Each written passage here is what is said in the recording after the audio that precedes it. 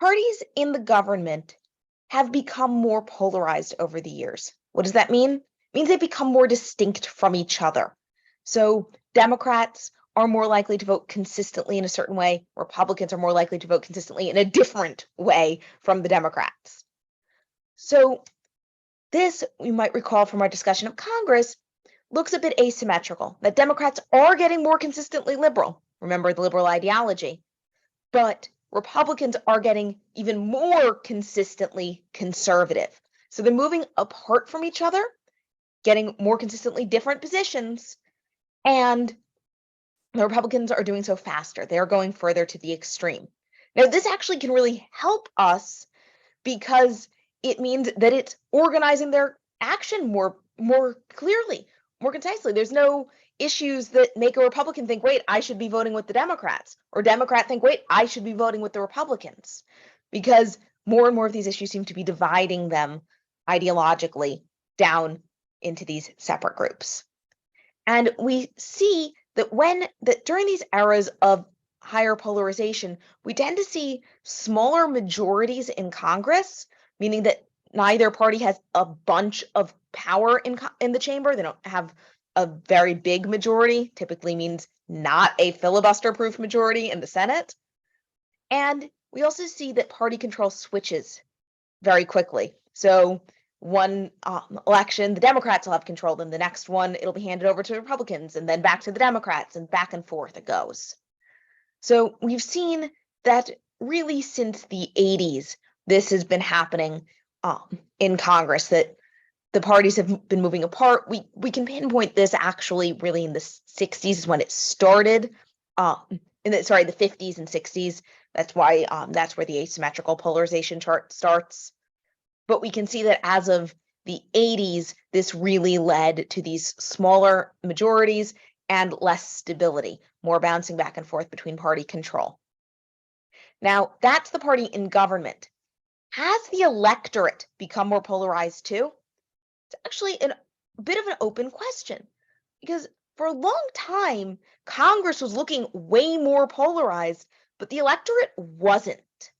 So I said that it started in the 50s, and certainly by the 80s, we were seeing the effects of this polarization in the government. But as late as 2004, in this chart from Pew, we can see that there was a ton of overlap in the public. There were a bunch of people who called themselves Democrats, but were consistently conservative, and called themselves Republicans, but were consistently liberal. And the median, I should say, Democrat and the median Republican were not very far apart. They were extremely close together ideologically. However, by 2017, that had shifted. Democrats were more consistently liberal, and Republicans were more consistently conservative. And there was much less overlap. Far fewer Democrats are consistently conservative, and far fewer Republicans are consistently liberal.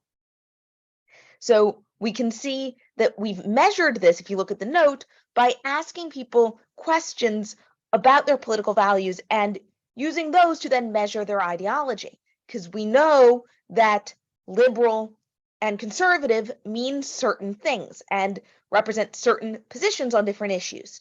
So we use this 10-point scale to measure that and calculate how consistently liberal or conservative someone is, and then also ask them their party. Because remember, we know that party and ideology usually align, but voters don't often use ideological terms to describe themselves. The average American might call themselves a Democrat or a Republican, but they're not likely to call themselves liberal or conservative. So sometimes there is a disjoint between someone who calls themselves a Republican, but is in fact liberal, or someone who calls themselves a Democrat, but is in fact conservative. And that seems to be going away more and more. Possibly, one theory is that we're taking cues from elites, right? As they've become more polarized, we have too. It just takes a while for us to become more polarized because it takes us a while to sort of follow those cues and to slowly shift in our ideological views or switch parties to fit our ideological views, right? We know that either change would take time. Party is sort of part of our identity. Not for everyone, but for some people it is. or if if we have these set ideological views, either way, it's going to take some time for those things to shift and to start aligning better. So that may be one thing that it happened in the government, and that's slowly affecting the electorate. That's sort of one of the big theories of what's been happening and why parties in the government are polarized and why parties in the electorate are becoming polarized.